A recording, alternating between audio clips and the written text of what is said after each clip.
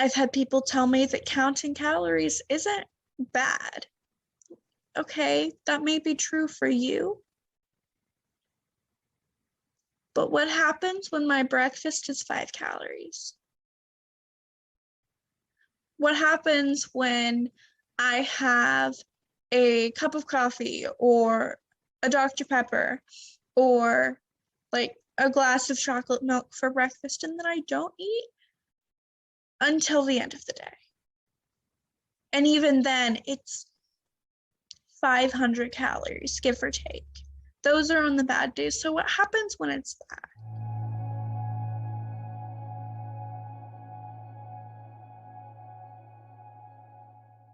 Hey, welcome back to Normalize the Conversation. Today I'm here with Solstice, mental health advocate and owner of Chaos of a Broken Petal. Connect with Solstice on Instagram at Chaos of a Broken Petal. Thank you so much for joining me today. How are you really? Today's been a good day. I got to call with my partner, and that was very exciting. It always brightens up my day when I get to talk to them. Oh, I love that so much for you. And I'm so my day's so bright because I get to have you on and record with you. And tell me more about Chaos of a Broken Petal. So, Chaos of a Broken Petal, I'd had a blog type before, but COVID happened and I got really overwhelmed. So I recently started Chaos of a Broken Petal because when I look out at the world, it is definitely not what I would like to see. Like, there's mental health advocacy, but there's not a lot of, okay, this is what I did. This is my struggles. It's there, but it's not there as much as it should be. Exactly. I think that there are so many mental health advocates out there. There are so many people sharing their story, but it's not as prevalent as it should be, and it's not as emphasized as it should be. The platforms are often kind of pushed to the side. They don't work well with the Instagram algorithm or Facebook or LinkedIn or really any algorithm. No, it's not what Facebook and Instagram and all of that wants to see. Exactly. So that's why I'm so inspired by you. And I would love to learn more about what started your journey as a mental health advocate. So, my mental health issues started very early in my life. I was 4 when I first just didn't want to be alive. That is the second memory I have of my life, is just not wanting to be there. And that's a 4-year-old shouldn't feel like that.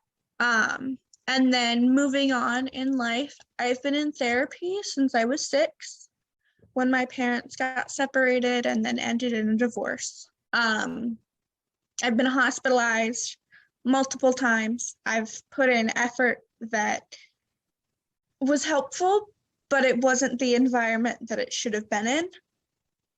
And so I kind of just decided that one of the things when I was hospitalized the most recent time, I wasn't seeing what I needed to see online. So I decided this past year that I was going to become the thing that I needed to see.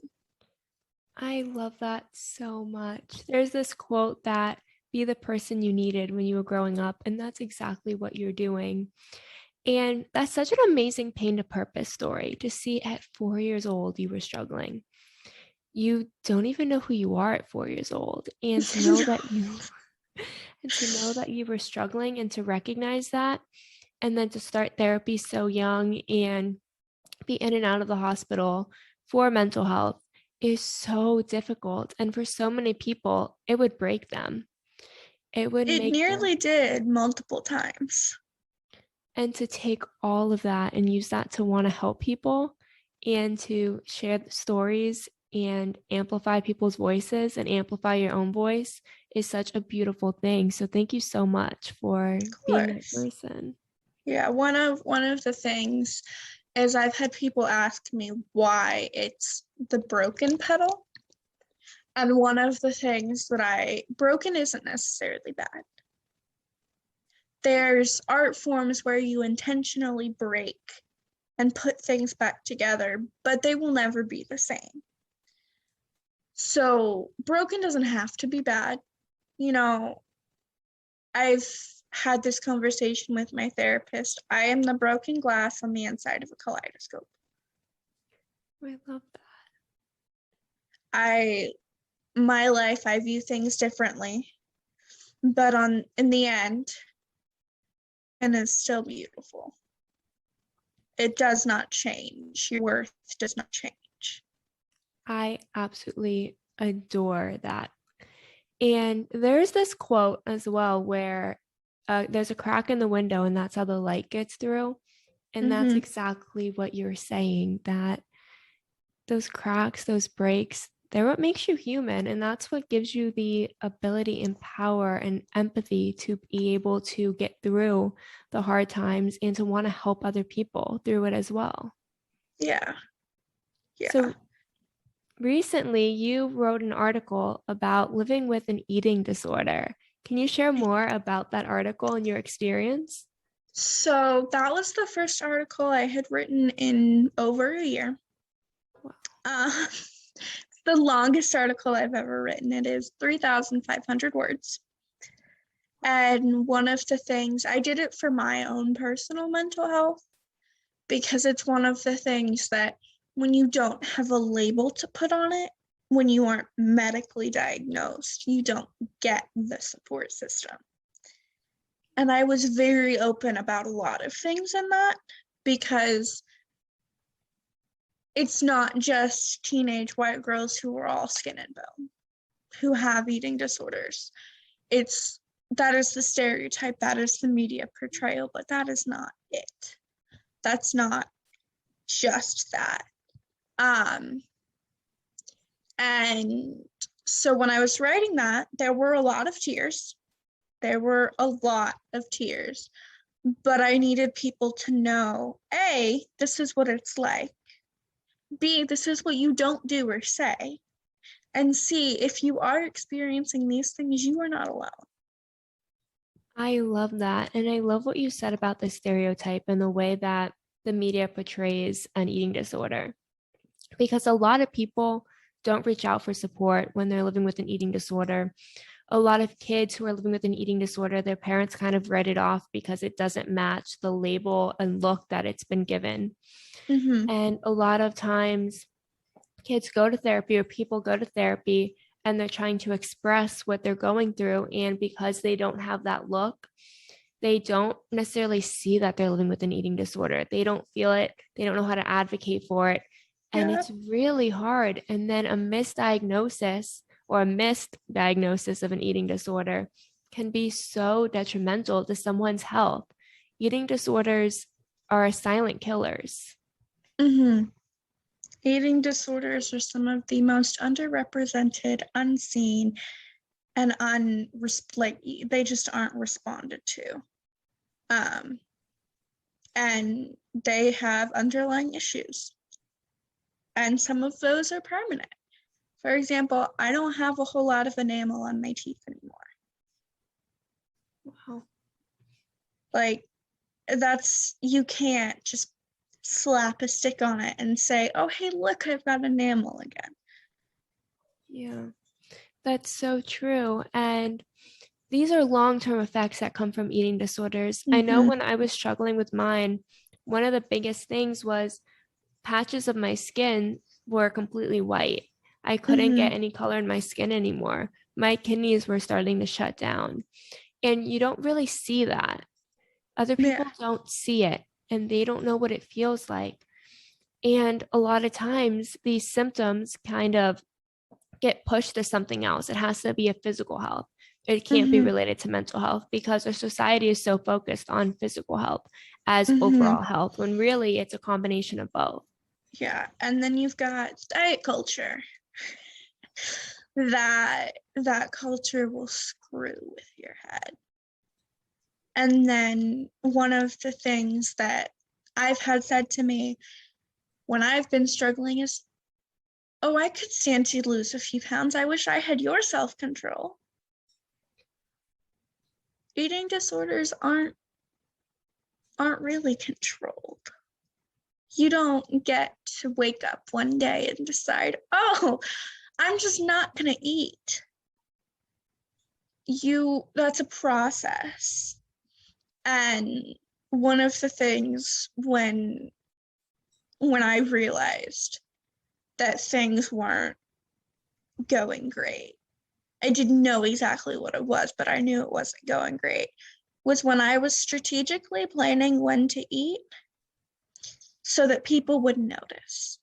I was eating once a week at my grandmother's house for Sunday dinner because if I didn't, people would notice. Thank you for sharing that. That is such an amazing warning sign to look out for an eating disorders. When food becomes a strategy, eating becomes strategic, and you're eating when other people are watching only because you don't want to eat alone. You don't want to eat in general, and you're doing it so other people don't notice. That is a huge warning sign that a lot of people miss. What do you think are some of the other warning signs that people tend to miss? So some of it is not eating specific foods that you used to eat because they aren't your safe foods. They are either normal foods or fear foods. And safe foods are the very specific foods that you can eat without feeling like crap about it. My safe foods are very, very different than most people's. I still don't eat a lot. I eat a couple times, like once or twice a day. But I eat my safe foods because I know I can eat those and all of a sudden not need to go to the bathroom or be outside for several hours. So it's just the thing of not eating things like you used to, needing to go brush your teeth right after, or being somebody telling you that they just ate and they're going to go brush their teeth. That is one. Kind of feeling a little bit off when you're eating with people. It's just a combined thing. One of mine was when I was getting a lot of chewing gum because I figured out that chewing gum will help my hunger go away. So I chewed gum like it was going out of style. And eventually I got to a point where I just don't get hungry a lot anymore. So when you're strategically planning to eat, or you're just eating with people, or the flip side, you're just eating alone. Because I know with mine, sometimes when I'm binge eating, I don't want to be around people. I don't want them to see me eat like that.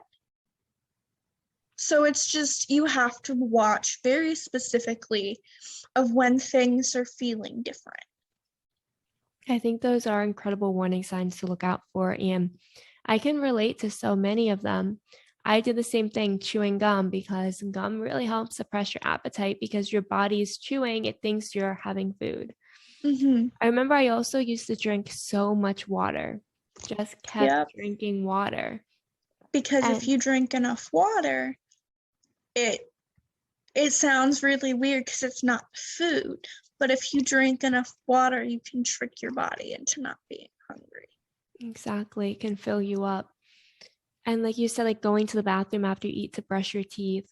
Or for me, I would just run to the bathroom while everyone was at the dinner table. If it was like a holiday, I would just excuse myself and run to the bathroom and hide for a little bit because I didn't want to be sitting at that table with everyone watching me to see if I was eating or not. And then I've definitely been there. It's really hard when you're living with an eating disorder, especially an undiagnosed and untreated eating disorder, because you're not getting the support and resources that you need. Yeah. And then you've got things like where I've been to hospitals and stuff, but my therapists weren't clinical psychologists. They weren't like doctorate level, all of that. So they couldn't diagnose. but I've been told by multiple therapists that I have just about all of the signs of bulimia. So I know exactly which one I have, and it fits in to what it is, to what I experience. It is so hard when you can't be officially diagnosed. And when the doctors tell you that, or the counselors or therapists are telling you that you have all the symptoms that you fit the box for bulimia and you're not able to get that treatment and support that you need, is so difficult. But what were some of the symptoms that you were really experiencing that led you to realize that you were dealing with bulimia?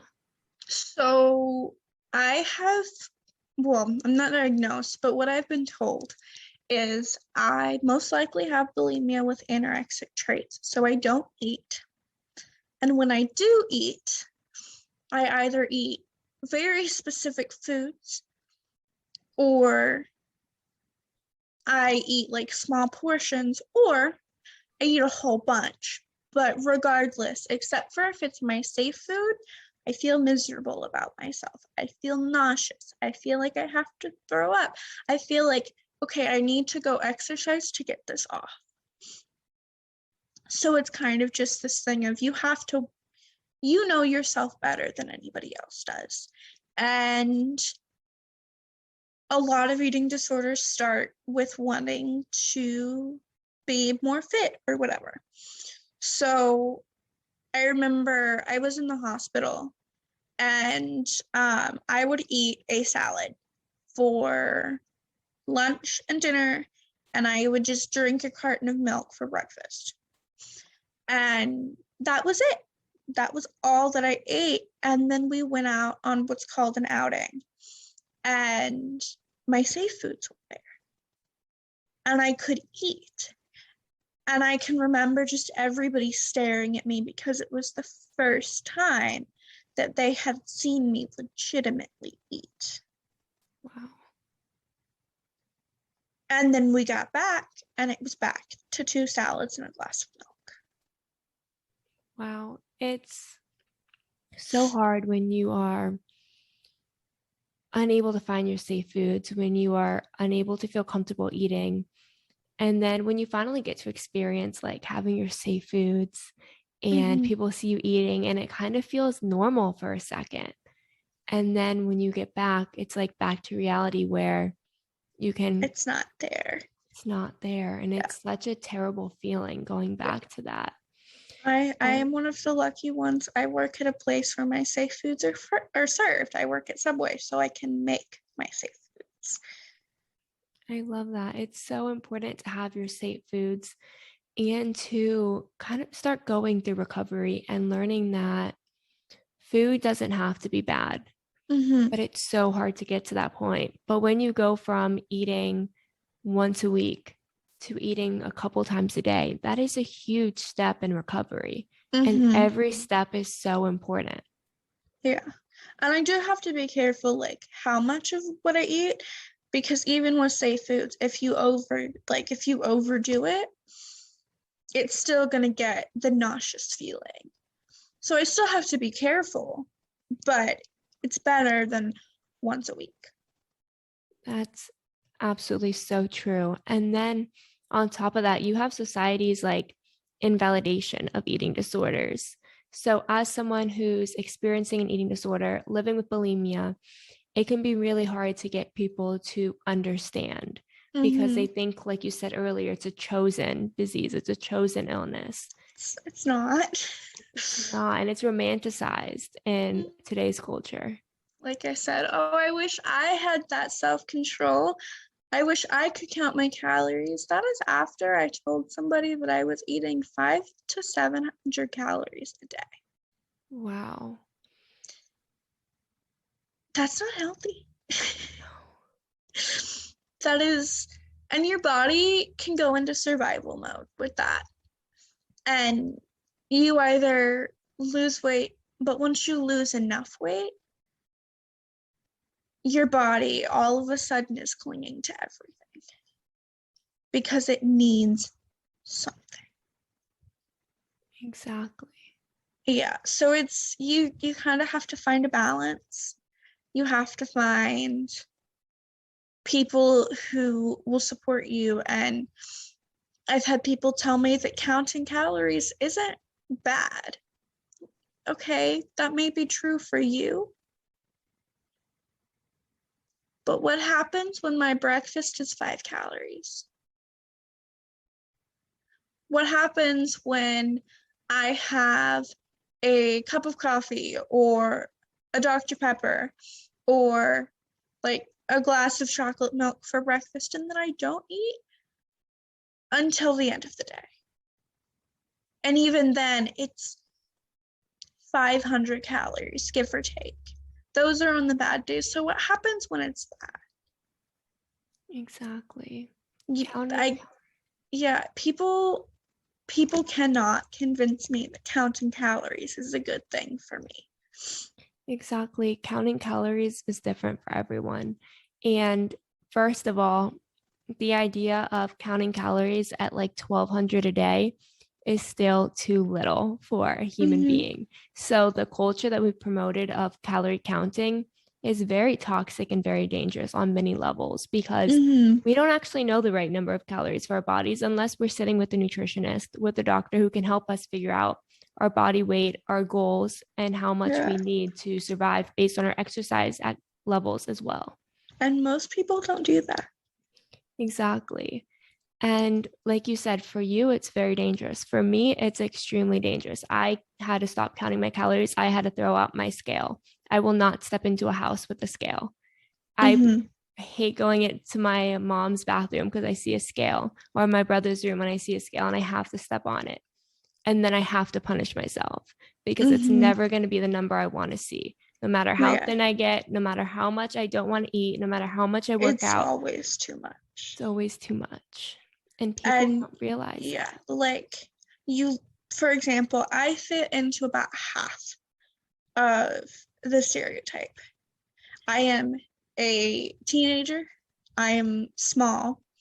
Part of that is due to my genetics. My mom is 4'10". My dad is around 6', and my mom is very small. So I fit in to that. I could theoretically eat whatever I wanted to and still be able to keep what I look like. But the issue is, what if that's not what I want to look like? That's very true. And that's such a deep question to ask yourself, because there's so many levels that go with an eating disorder that so many people don't realize. And like you said, the stereotype, when you look the part of the stereotype, it's even worse because people write it off. It's just a normal thing. Yeah. Of course, you're dealing with it. When they don't write it off, it's, I need you to eat. Like if you love me, you would eat. Or if you would love me, you would stop purging. Or if you love me, you would stop binging. Exactly. Yes, I love you. That doesn't mean I love myself. And that's one of the things that people have told me countless times, is you cannot love somebody else until you love yourself. That is so true. Yeah, and one of the things the way that I love people, I don't particularly love myself. I'm working on it, but I don't particularly love myself. But one of the things I've always said is there are specific people that I love so much that I forget how much I hate myself, because I feel good loving that person. That is beautiful. And I think that's something a lot of people can relate to. And like you said, you can't love others until you love yourself, but you can love others, and loving others can help you to love yourself.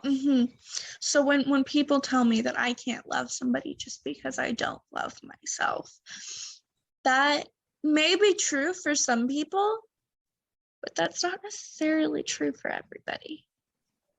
Exactly. I don't love myself, but I love a bunch of people, and that is helping me learn to love myself. That is so beautiful. And I think so many people can relate to that feeling of not being able to love themselves. And a lot of that goes into these standards that society has created. This idea that you have to look a certain way, that you have to act a certain way, that you have to be a certain way. And when you can't fit into those boxes, because not everyone can fit into those boxes, most of us can't, you start to feel so hopeless and like you're not good enough. And no matter what you do, you're never going to be good enough. And social media has really amplified all those feelings for so many people. For sure. Like, and magazines and stuff, because you look at the front cover of magazines or inside magazines or whatever, and you see these beautiful people who are very tall and very slender, and that just happens to be how they are.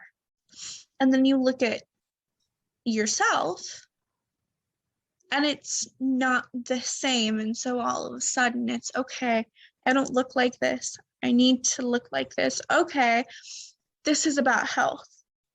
Let me focus on being healthy, and then it starts to get unhealthy, but you don't see that. You don't see that. And so it becomes an issue of, I will never be small enough for my brain to understand that it is good enough.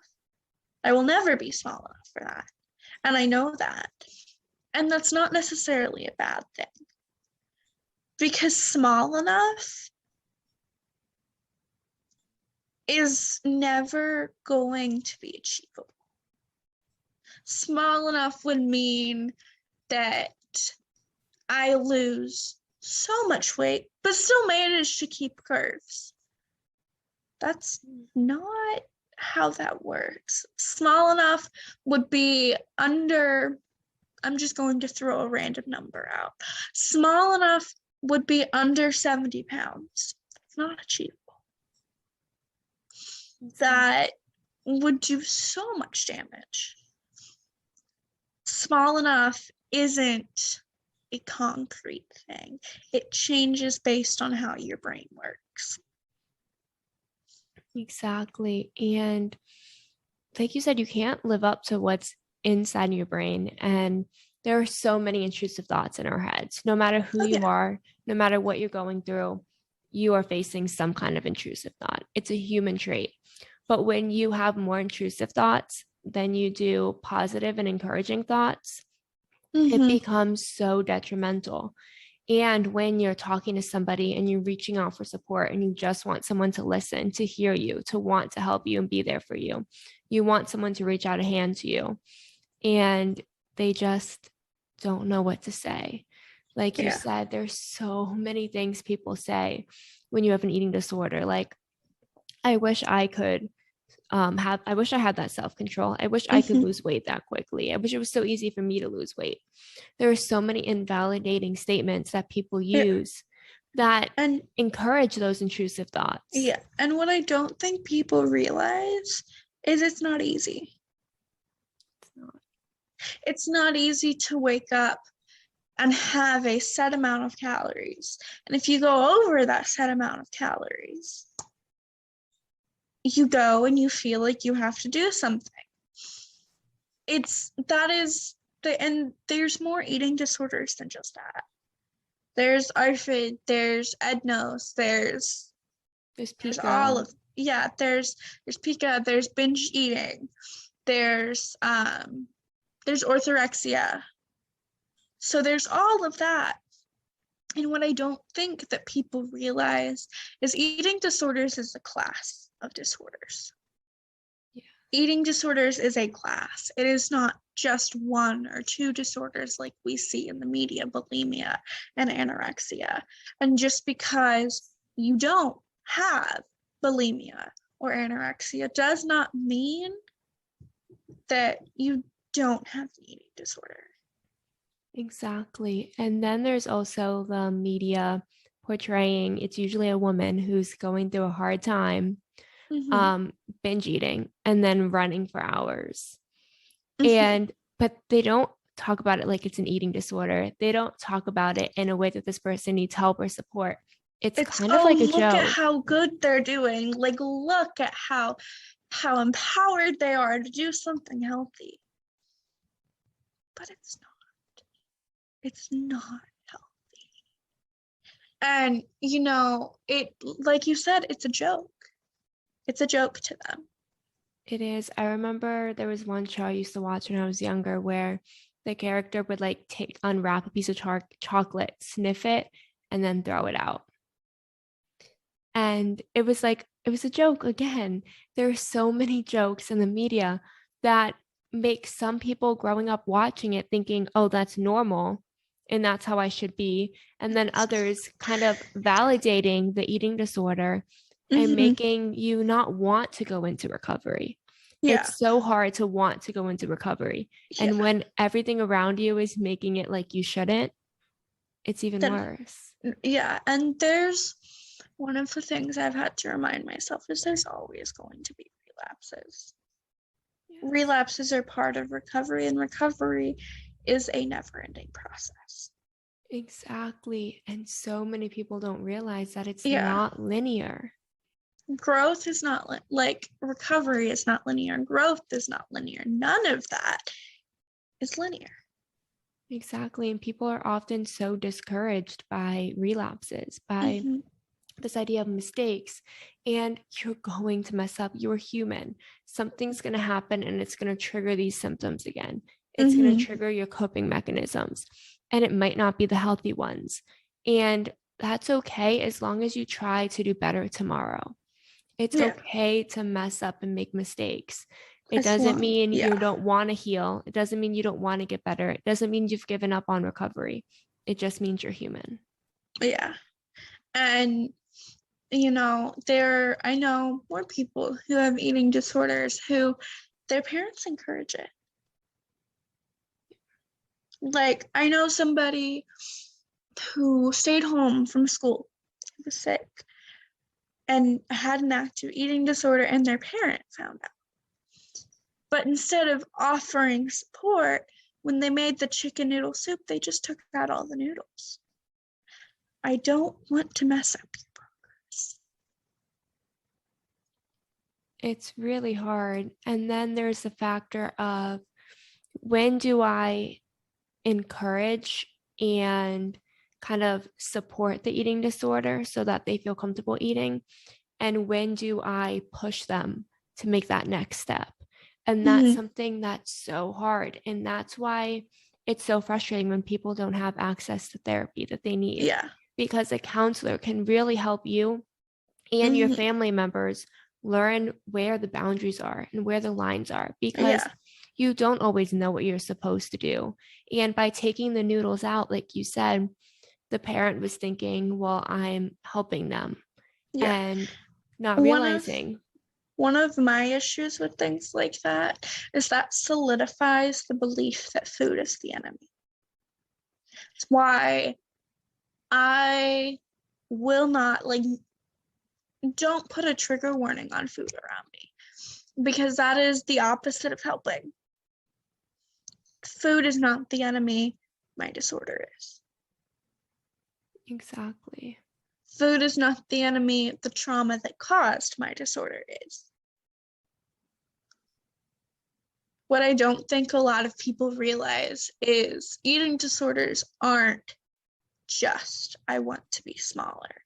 Eating disorders aren't just, I'm not going to eat. They aren't just body dysmorphia. Yes, all of those can play a part, but that does not mean that it's just that. I can tell you exactly what my therapist and I think caused mine. Mine is trauma-based. And when I was at my healthiest, I lost almost everybody. Wow. And that's happened more than once. And so all of a sudden you internalize that.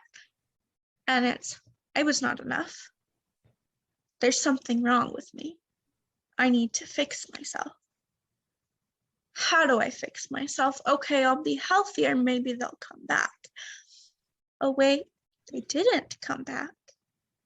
I just need to be healthier. I just need to be smaller. Maybe they'll love me and come back.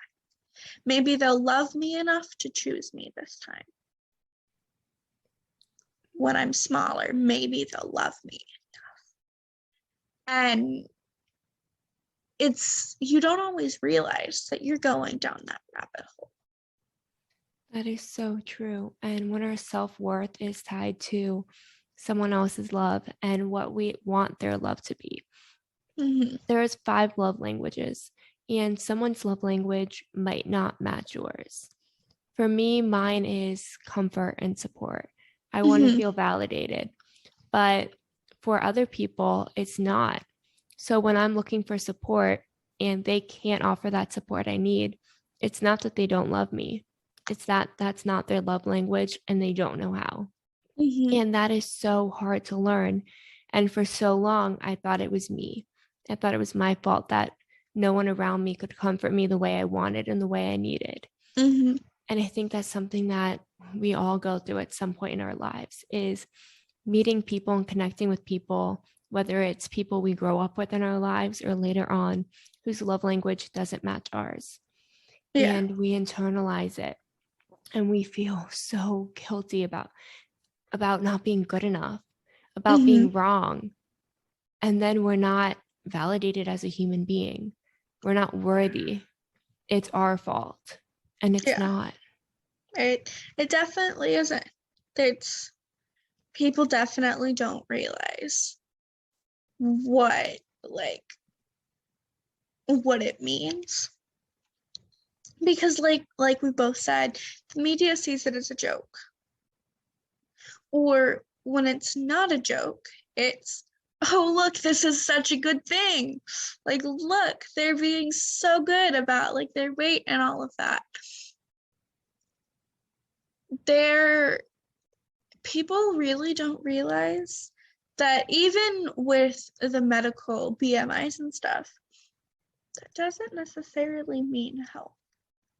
I will always have a higher fat index than my siblings, than my brothers do, because I was assigned female at birth. We naturally just have more. Exactly. So having a higher fat index doesn't necessarily mean that you're fat. And even the term fat, it has been given a bad connotation. It is a description. It is not an inherently bad description. It is just a word. And you can be fat and you can still be a beautiful creature. And a lot of people use that as a bad thing. I have before. Sometimes I still do. I try not to. But then you've got the people who, I guess they mean to help. But when you look at yourself in the mirror and you say, oh, I'm fat, and people respond with, oh, well, if you're fat, then what am I? That is the least helpful thing you can tell me. I'm just going to put that flat out there right now. That is the least helpful thing you can do for me. You can tell me that you wish you had the motivation to count calories. All of that is still not great. But the worst thing you can tell me is that because you expect me to respond with, oh, I'm so sorry, or something like that. And I don't think people realize that the statements like that, especially when they're about ourselves, don't apply to them. Exactly. Me saying I am fat does not apply to you. Me saying that I am fat applies to my own decaying body. Exactly. It does not apply to you or your body. Because in my eyes, you are one of the most gorgeous things to ever walk on this earth, just like the rest of the world. But I am not. I am decaying, and I am decaying at a slower rate than I would like to. I am decaying, but I am still not small enough for it to be considered an issue. I think that's something so many people can relate to, is when they look in the mirror and they don't feel comfortable in their skin and they use the word fat to describe themselves. I've done it a million times. Mm-hmm. And someone looks at them and says, well, if you think you're fat, what do you think of me? You must think I'm huge. And No. honestly, I'm not looking at you. I'm not thinking about your body and your weight and your Yeah. size. I'm I'm looking at so me. focused on myself and how much I can't love myself. I Mm-hmm. am not looking at you or judging you. And Yeah. people just assume that you are. And I think that's one of the big misconceptions of eating disorders, is that you're judging everyone around you when in When fact you're you're not. only judging yourself. Yeah, you're judging what you look like. And body dysmorphia is a huge thing around it, because what you see in the mirror versus what everybody else sees is always going to be two different things. Exactly. And so when you say things like I'm fat, yes, you can say that. Like, that's your own choice of words. That is a description for why you feel uncomfortable in your skin. I have done it multiple times. I have done that more times than I care to admit.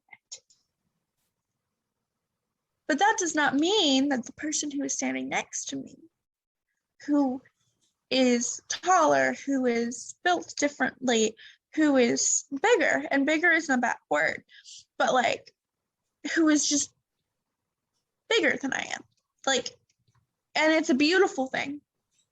It's great, but that doesn't mean that I think that they are fat, that they are unworthy, that they are undeserving. I think that about myself. I don't think that about you. You're standing next to the mirror doing your makeup and you look great. I sit in the mirror and do my makeup and I feel like crap. Exactly. And the word fat has been used to, like you said, negatively impact and hurt people. Mm-hmm. And I feel like it's a word we really should try not to use because it has the worst connotation. It's telling somebody that they don't look good in their body, that they're Mm-hmm. not good enough in their body. And no matter who you are, no matter what you look like, no matter what size you are, what skin color you are, what gender you identify as, no matter what, you are worthy and you are beautiful and you have Mm-hmm. every right to be on this earth and to take up space, and you deserve to take up space. Mm-hmm. Yeah, and that that is definitely a word that shouldn't be used as much as it is. Like, there are memes about it. There are memes about fat cats and all of that. But one of the things with that is it's telling you that it's okay to make fun of somebody that's fat. Exactly. It might be a cat. I personally think that fat cats are adorable. I love them. Um, but there are memes making fun of fat things. And that tells you that it's okay to make fun of people who are bigger boned, who have a higher fat index. Exactly. What advice could you offer someone who is looking in the mirror and who's not comfortable with their body, who's starting to starve themselves and not want to eat, and is turned off by the idea of food, and who's just struggling and who's not diagnosed, who's not getting any help or support? Maybe someone who is overeating or undereating, someone who has to run for hours after they eat, Mm-hmm. Or someone eating who only healthy foods or all of that. exactly. Definitely be careful. That that is a road that is long, painful, and very hard. Um, find people who struggle similarly. Because when you find people like that, for example, I eat on the phone with my partner. Like, that's just one of the things that I do. Find people who you know won't judge you. Find people who, one of the things for some people is having somebody tell you that they're proud of you for eating isn't always helpful. Unless I ask you to tell me that you're proud of me, which sometimes I will. But unless I do that, don't do it. So find people who struggle similarly. Find an outlet. Find safe foods. If you're living with your parents, put it on the grocery list. Have your parents buy your safe food so you can always have something to eat. Figure out what is going to help you, because it's not always going to be the same for every individual who has an ED. Exactly. That is such beautiful advice. Solstice, thank you so much for joining me today. I am just Thank you honored to for have had this having me. conversation.